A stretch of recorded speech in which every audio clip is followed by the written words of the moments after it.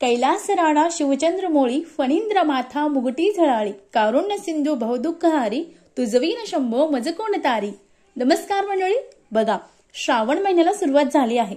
श्रावण महिना हा अतिशय पवित्र महिना आहे। या महिन्यात तुम्ही कोणतीही सेवा करा, पूजा अर्चा करा, त्याचं फळ आपल्याला भगवान महादेव देत असतात।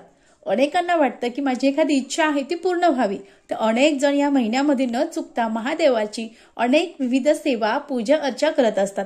प्रत्येकाच्या जीवनात काही ना काही संकट असतात, दुःख असतात। असंच महादेवाला अतिशय प्रिय, अगदी अत्यंत प्रिय अशी प्रभावी सेवा आपण जर केली तर आपल्या जीवनात कितीही दुःख असू द्या, कितीही भयंकर आजार असू द्या, दीर्घ आजार असू द्या, जीवनात सतत अडचणी आहेत, समस्या आहेत, एखादी इच्छा आहे ती पूर्ण होतच नाही, तर यासाठी तुम्ही जर ही अत्यंत प्रभावी सेवा जर महादेवांना आवडती आहे ती जर केली तर तुमच्या जीवनामध्ये अनेक अनेक अनेक ज्या समस्या आहेत त्या सुटणार आहेत आणि तुमची जी इच्छा आहे ती लवकरात लवकर पूर्ण होणार आहेत।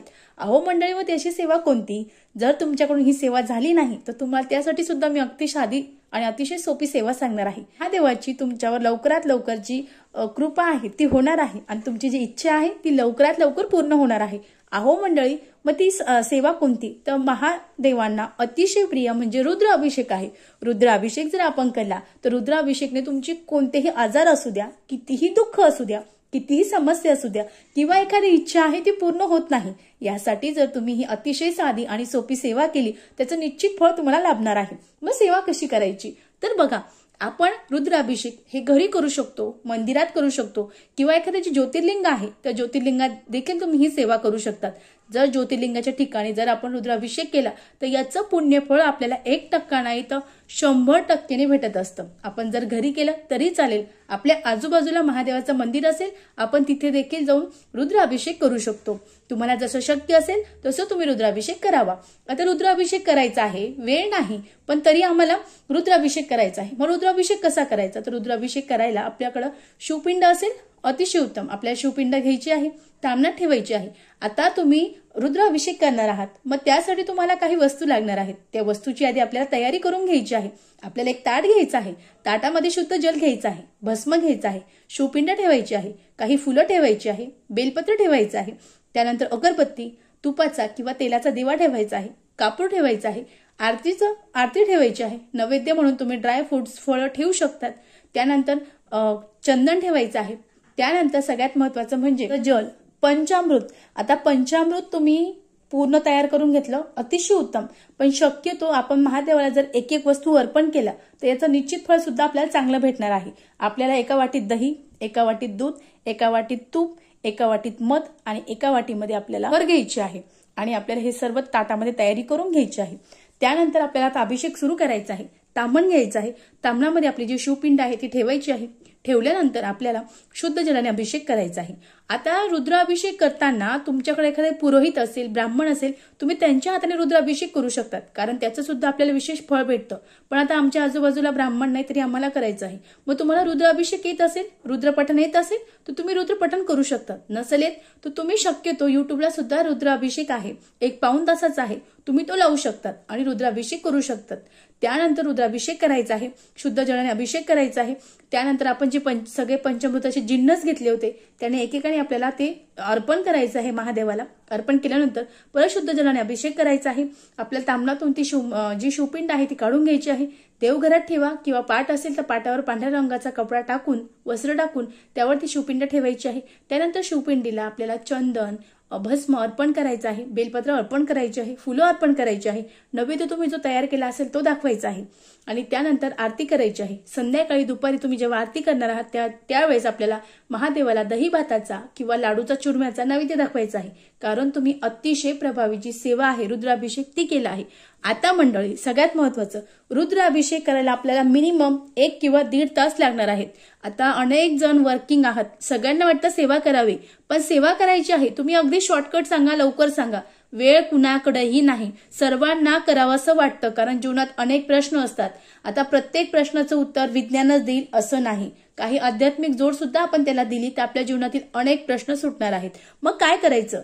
तर तुम्हाला रुद्राभिषेक करणं शक्य नाही, पण रुद्राभिषेकाचं पुण्य तुम्हाला हवं असेल तर आपल्याला रुद्राभिषेकाचं पुण्य मिळवायचं असेल तर शिवलीलामृत मधला जो 11वा अध्याय आहे तो 11 अध्यायाचं जर आपण रोज न चुकता जर पठण केलं तर 100% आपल्याला रुद्र अभिषेक केल्याचं पुण्य मिळत असतं. कारण 11व्या अध्यायामध्ये सांगितलेलं आहे. काय सांगितलेलं आहे आपण ते बघू. बघा मंडळी, असो सर्व भावे निश्चित अखंड पहावे शिवलीलामृत, हे न घडे जरी त्वरित हा अध्यायात तरी वाचावा. या अध्यायाचे करिता अनुष्ठान तयासी नित्य रुद्र केल्याचे पुण्य, त्याच्या घरी अनुदिन ब्रह्मानंद प्रगटले. बघा, त्यासाठी आपल्याला न चुकता अगदी कधीही जेव्हाही तुम्हाला सकाळी दुपारी संध्याकाळी जेव्हाही वेळ भेटेल त्यावेळेस तुम्हाला न चुकता जे 11वा अध्याय आहे तो वाचायचा आहे. आता तुमच्याकडे मोठी पोथी असेल त्याचा तुम्ही 11वा अध्याय वाचू शकतात. तुमच्याकडे गुगलला तुम्ही PDF काढू शकत असेल ते करू शकतात, किंवा मार्केटला एक 20-30 रुपयाला छोटी एक 11वा अध्यायाची जी पोथी आहे ती तुम्ही घेऊन येऊ शकतात आणि त्याने सुद्धा तुमचा जो 11वा अध्याय आहे तो वाचू शकतात. रोज न चुकता आपल्याला शिवलीलामृतचं जे 11वा अध्यायाचं पठण जर आपण केलं तर आपल्याला सर्व रुद्र पाठ किंवा रुद्र अभिषेक केल्याचं पुण्य मिळत असतं. मग आता रोज आपल्याकडून रुद्र अभिषेक होणं शक्य नाही, कारण आजकालच्या या धावपळीच्या युगामध्ये आपल्या मागे अनेक कामं असतात, त्यामुळे आपल्याकडून रुद्र अभिषेक शक्य नाही.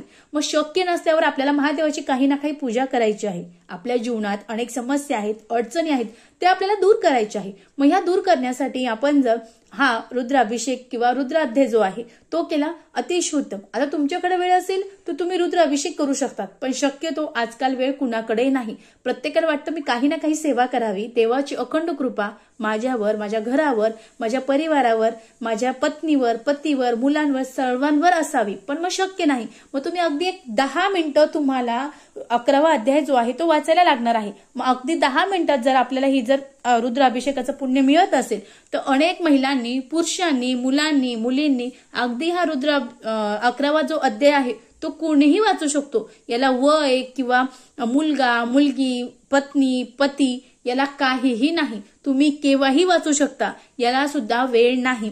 मग आता सगळ्यात महत्वाचं म्हणजे तुम्हाला रुद्राभिषेक नाही करता येत, पण रुद्राभिषेकाचं पुण्य हवं आहे, म्हणजे त्यासाठी तुम्ही जो 11वा अध्याय आहे तो वाचणार आहेत. मग ते वाचण्यासाठी तुम्हाला सगळ्यात महत्वाचं काही नियम आहेत का, तर नियम अगदी साधे सोपे आहेत. या रुद्राध्याय जो आहे किंवा 11वा अध्याय जो आहे तुम्ही वाचणार आहात तर या काळामध्ये तुम्हाला चुकूनही पर अन्न घ्यायचं नाही. तुम्ही रुद्र अभिषेकाचं पुण्य तुम्हाला मिळवायचं आहे. मग तुम्ही जर दुसऱ्यांच्या घरी ते अन्न घेतलं तर सर्व पुण्य त्यांना मिळणार आहे. त्यासाठी चुकूनही कुणाच्या घरी पर अन्न घेऊ नका. त्यानंतर सगळ्यात महत्वाचं म्हणजे या जो 11वा अध्याय आहे, 11वा अध्याय पठण करताना चुकूनही मांसाहार खाऊ नका. शक्यतो जितकं टाळता येईल तितकं तुम्हाला जे तामसी अन्न आहे ते टाळता आलं तर अवश्य टाळा. मद्यपान करू नका, मांसाहार करू नका, आणि सगळ्यात महत्वाचं आधीच सांगितलं की पर अन्न घेऊ नका. आपल्याला असं वाटतं की पर अन्न घेतल्यानंतर काय झालं, ते नॉनव्हेज खात नाही, ते चांगले आहेत, ओळखीचे आहेत, नात्यासारखे आहेत, रक्ताचे आहेत, हे सगळं ठीक आहे. पण तुम्ही कोणती सेवा करत असाल आणि याच वेळेस तुम्ही जर कुणाकडचं पर अन्न घेत असाल तर तुम्ही पर अन्न घेतलेली तुम्ही जी सेवा करतात त्या व्यक्तीला लागत असती आणि आपल्या ज्या सेवा आहेत किंवा आपलं जे पुण्यफळ आहे त्या व्यक्तीला मिळून जातं. मग आपण विचार करतो की मी खूप देवधर्म करतो, ती समोरची व्यक्ती देवधर्म करत नाही, मग तिला सगळं पुण्य का मिळालं, तर तुम्ही ही एक चूक करता, म्हणून तुम्ही केलेलं पुण्य सगळं त्या व्यक्तीला लाभत असतं. त्यामुळे शक्यतो जे पर अन्न आहे ते तुम्हाला टाळायचं आहे. मग आता बाहेर खाऊ शकतो का, तर तुम्ही बाहेर खाताना जे पैसे आहेत ते देतात, मग ते पर अन्न झालं का, नाही, कारण तुम्ही तुमच्या कष्टातले जे पैसे आहेत ते देऊन तुम्ही जे अन्न खात असतात, त्यामुळे बाहेरचं अन्न चालेल, पण शक्यतो फुकट मिळालेलं अन्न खाऊ नका. मग आता जिथे भंडारे अन्नदान असतात तिथं खाऊ शकतात का, तर हो, तो देवाचा प्रसाद आहे, तुम्ही ते खाऊ शकतात.